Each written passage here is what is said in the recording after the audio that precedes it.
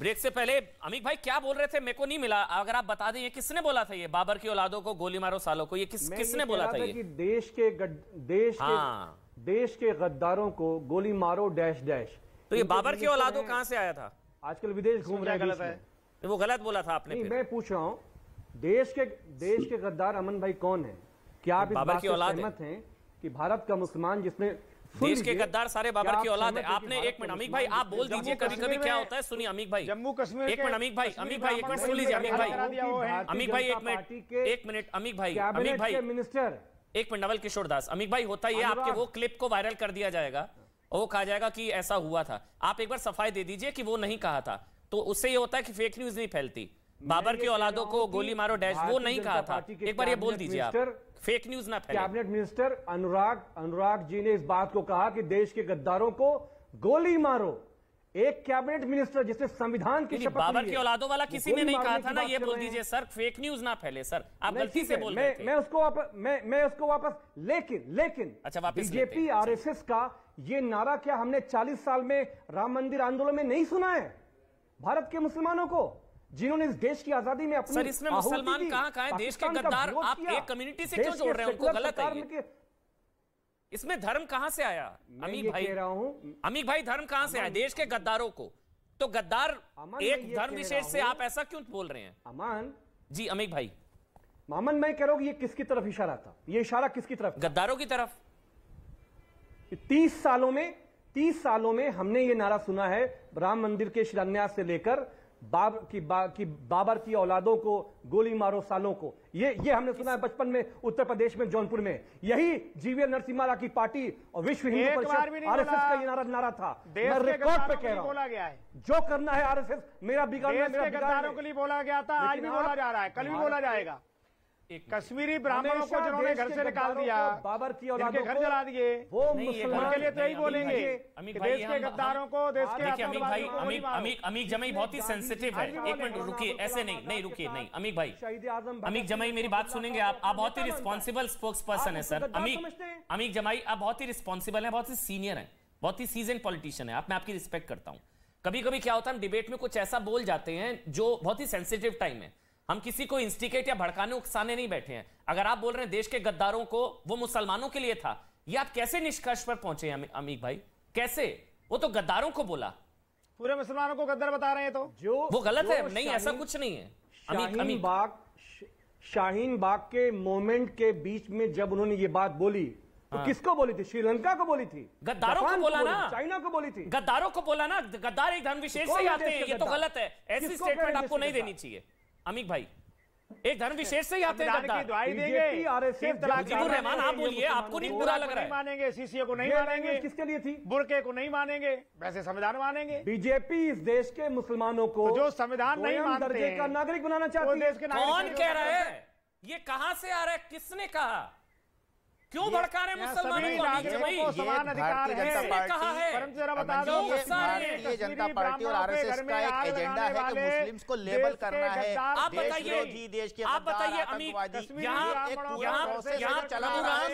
प्रभु राम जन्मभूमि के लिए 500 साल का इंतजार होता है, लेकिन सेकंड ग्रेड सिटीजन हम मुसलमानों को बताएंगे। यहाँ काशी विश्वनाथ के लिए 350 साल का इंतजार होता है, लेकिन सेकंड ग्रेड सिटीजन वो यहाँ 822 साल ऊपर जो चल रहा है।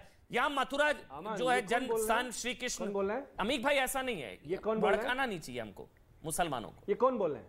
हाँ जी अमन, मुझे 10 सेकंड। अमन 10 सेकंड। हमारे देश के प्रधानमंत्री पूर्व प्रधानमंत्री लाल किले से कहते रहे कि मुसलमानों का पहला हक है, फिर भी कहते हैं 2 दर्जे के हैं। हाँ बोलिए महंत नवल किशोर दास, एक मिनट उनको बोलने देते हैं, अमीक जी कंप्लीट कर ले। बोलिए अमीक जमाई।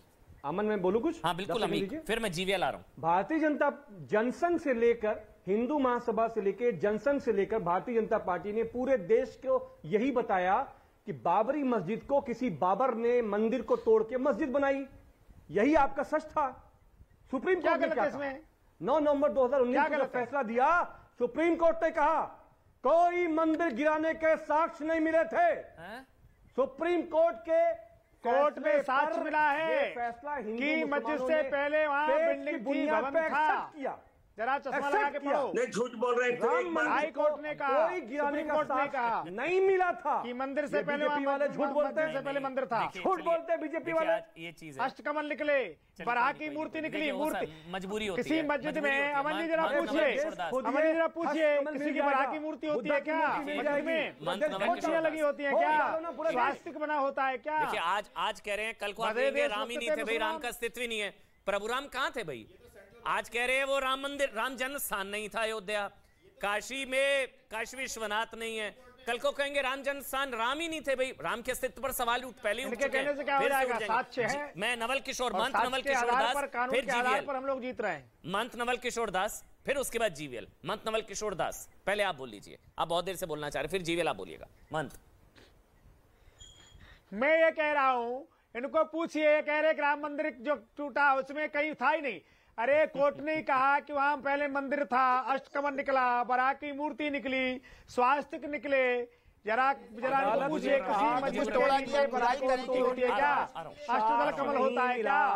कमल का फूल होता है क्या? स्वास्तिक होते हैं क्या? झूठ बोले। आक्रांता लोग, मुगल लोग, राष्ट्रद्रोही लोग, संस्कृति के विरोधी लोग इतने अच्छे थे कि स्वास्तिक बनाते थे।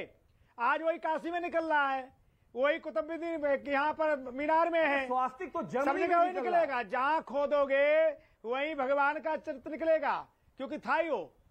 नहीं देखिए ऐसा है, वो होता है, वो मैं ये जानता हूँ, अमीक को मैं पर्सनली जानता हूँ। अत्याचार हम पर हुआ, पापाचार हम पर हुआ, उनको ये कहना पड़ रहा है, प्रभु राम पर सवाल उठाने पड़ रहे हैं, वो पार्टी की मजबूरी है, वो व्यक्तिगत रूप से है, वो भी राम भक्त है। लेकिन आज आप राम के अस्तित्व पर सवाल उठा रहे हैं। भाई राम भक्तों पर गोलियां मतलब फिर वो कहा जाएगा राम भक्तों पर गोलियां चलवाई थी, तो फिर कहां से मानेंगे अयोध्या राम जन्म स्थान? राम भक्तों पर गोली चलाने वालों को क्या कहेंगे? फूल पहनाएंगे क्या? एक मिनट, क्या नहीं मिले जीवीएल, क्या नहीं मिले वो? एक मिनट अमीक भाई, क्या नहीं मिले? फिर जीवीएल आप बोलिएगा। अमीक क्या नहीं मिला? 9 नवंबर 2019 को सर्वोच्च न्यायालय के फैसले के बुलेट पॉइंट में था कि किसी मंदिर के गिराने के साक्ष्य नहीं मिले। अच्छा, मंदिर मिले थे ना? मंदिर मिले नहीं कहा था, मंदिर के अवशेष मिले थे, हाँ या ना? बड़े उदार थे, ऐसे मंदिर गिराने तो मंदिर के अवशेष मिले तो अवशेष तो गिराने से मिलेंगे ना? मंदिर के अवशेष मिले थे, हाँ या ना? अवशेष है जी, वहाँ बुद्धा के भी अवशेष रखे हैं भाई। वो राम प्रभु राम जन्म स्थान है, वो अभी रखे हैं। चलो अमीक जमाई, मुझे नहीं पता ऐसी क्या तुष्टिकरण की मजबूरी है। देख लो, अभी रखे। वो प्रभु राम जन्म स्थान है, कुछ नहीं बचेगा। आपका प्रभु राम थे, अस्तित्व था उनका। अगर ये भी कह दे वो थे ही नहीं, पूरे देश के कण में है। आपका प्रभु राम में भरोसा है? प्रभु राम है ना? प्रभु राम थे ना? 100 से ज्यादा चिन्ह मिले नीचे खुदाई में। एक मिनट रुकिए, एक मिनट नवल किशोर दास, मुझे डाउट हो रहा है, अभी ये डिबेट में कह देंगे प्रभु राम थे ही नहीं। अमीक भाई, प्रभु राम में भरोसा है आपका? मैं कह रहा हूं अयोध्या जन्म स्थान नहीं है उनका मतलब। राम पूरे देश के, सुनिए, मेरे अंदर, आपके अंदर, जमीन में, जर्रे में, आसमान में, पानी में, आग में, कड़ में प्रभु राम है। तो अयोध्या जन्म स्थान है ना उनका? की बात कर रहा हूं, संविधान की, कानून की बात कर रहा हूं। नहीं तो अयोध्या जन्म स्थान है या नहीं है, या उस पर डाउट है आपको? मेरे देश में जो मेरे हिंदू भाई मानते हैं उनको आस्था की बुनियाद पे हम इस बात को मानते हैं। आस्था की बुनियाद पे आपको डाउट है? चलिए अच्छी बात। आपको संशय है कि हो सकता है प्रभु राम का जन्म स्थान अयोध्या ना हो, इसीलिए मुसलमानों ने, मैं हैरान हूं आज पहली बार, मुझे नहीं पता। अमीक जमाई, बहुत लंबे अंतराल के बाद आपसे बात हो रही है, एक्सेप्ट किया, तो आपको यह संशय है कि हो सकता है कि प्रभु राम का जन्म स्थान अयोध्या ना हो? आस्था है इसलिए आप मान लेते हैं? अरे भैया, मुझे कोई संशय नहीं है अमन जी। मैं कह रहा हूं कि आप पूरे देश को खोद डालिए। प्लेसेस ऑफ वर्शिप है, जीवीएल से पूछो अगली संसद में क्या अमेंड करोगे कि नहीं करोगे? अब ये दूसरी तरफ जाएंगे ना, पहले तो आप भारत में कोई अयोध्या प्रभु राम जन्म स्थान है या नहीं है? कोई गिरजाघर अयोध्या प्रभु राम जन्म स्थान है या नहीं, आप ये मानते हैं?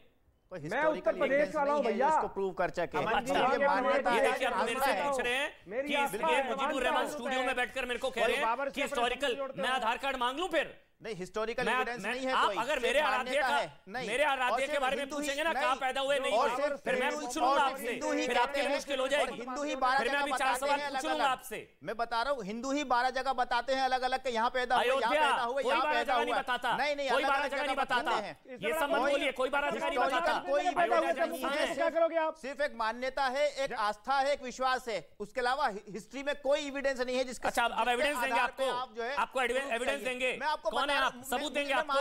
हो गया ना कोर्ट से फैसला, हो गया ना कोर्ट से फैसला, मेरे से सबूत मांगेंगे, आधार दिखाऊं आपको? अदालत में भी यही कहा गया, यही मजाक उड़ाते थे कांग्रेस के नेता कि प्रभुराम कहां पैदा हुए, इतने भवन में इतने कमरे थे, कहां पैदा हुए प्रभुराम? आज आप ये मजाक उड़ा रहे हैं, कभी शिवलिंग का मजाक उड़ाते हैं, कभी प्रभुराम का मजाक उड़ाते हैं। बता रहा हूं कि इतिहास के किसी हिस्टोरिकल एविडेंस में कहीं मेंशन नहीं है। हिस्टोरिकल एविडेंस की आप बात करेंगे, साइंटिफिक एविडेंस की? अभी आपसे पूछ लूंगा, दुनिया गोल है या चपटी? दुनिया गोल है या चपटी? चलिए बताइए, दुनिया गोल है चपटी? ना गोल है ना चपटी। अच्छा, दुनिया गोल नहीं है, ये देखिए इनका ज्ञान, ये देखिए इनका ज्ञान, दुनिया गोल नहीं है। क्या है फिर? ये कौन सा बड़ी हिस्टोरिकल साइंटिफिक फैक्ट की बात कर रहे हैं? दुनिया गोल नहीं है, नहीं गोल नहीं है, चपटी है, चकोर है। अब कहने दे, बताइए, हाँ बताइए। के अंडे की तरह है, ऑस्ट्रिच का अंडा गोल नहीं होता है। वो चपटी चकोर है ना? नहीं चपटी नहीं, चपटी नहीं है, पक्का सोच के बोलिए, चकोर नहीं है, चपटी नहीं है, चकोर नहीं है, सोच के बोलिए। अंडे की तरह है। साइंटिफिक फैक्ट्स की बात करेंगे, हिस्टोरिकल फैक्ट्स की बात करेंगे मेरे से आप बैठकर प्रभुराम का मजाक उड़ाएंगे, कहां पैदा हुए? आप बैठकर मजाक उड़ाएंगे, आपको इतिहास के बता रहा हूं, मैं इतिहास में लेके जा रहा हूं। अगर आप चाहते हैं कानून के मुकाबले में आए तो सबूत लेकर आइए ना। सर, सिर्फ आस्था की बुनियाद पे हम नहीं चलेंगे। मुझे आपको देने की जरूरत नहीं है कि मेरे प्रभुराम का पैदा हुए। हम नहीं चलेंगे आपकी आस्था से। सबूत मुझे आपको देने की जरूरत नहीं है। आस्था से नहीं चलेगा। यहाँ देश में हिंदू, मुस्लिम, सिख, ईसाई, पारसी, जैन सब रहते हैं। आज हैरानी है डिबेट में जो बातें हुई हैं, आस्था से नहीं चलेगा ये देश। आस्था से नहीं चलेगा। जब हिजाब की बात होती है ना, जब हलाला की बात होती है, नहीं है, जब तलाक बिद्दत की बात होती है ना, उसका सबूत है हमारे पास। वो क्या है? तब आप शरीयत चिल्लाएंगे। जब मैं बोलूंगा तलाक बिद्दत पर जब सुप्रीम कोर्ट ने रोक लगाया तब शरिया याद आ रहा था। जब हलाला क्या है फिर? कोई नहीं है हलाला इस्लाम के अंदर, कोई हलाला नहीं है इस्लाम के अंदर। जब हलाला की बात होती है तो फिर महिला अधिकारों का आना नहीं है, कोई हलाला नहीं है इस्लाम के अंदर। जब लाउड स्पीकर पर बैन लगता है, जब सुप्रीम कोर्ट, जब हलाला हिजाब की बात होती है, ट्रिपल तलाक की बात होती है, क्रिएटेड वर्ड से इस्लाम के अंदर कुछ नहीं होता है ऐसा। ये वो लोग हैं जो इस्लाम को नया नया देख के कबूल कर लेते हैं, उन्हें पता ही नहीं इस्लाम क्या है, उसको ना पढ़ते हैं ना समझते हैं। इसलिए कह रहा हूं, आप टीवी से मत सीखिए इस्लाम को, आप लोग कन्वीनियंस के हिसाब से संविधान चिल्लाते हैं। चलिए अब आप बोलिए जीवीएल। अमीक ने भी बोला, मुजीबुर रहमान ने भी बोला, भाई कोई साक्ष्य नहीं है, यह आस्था की बात है।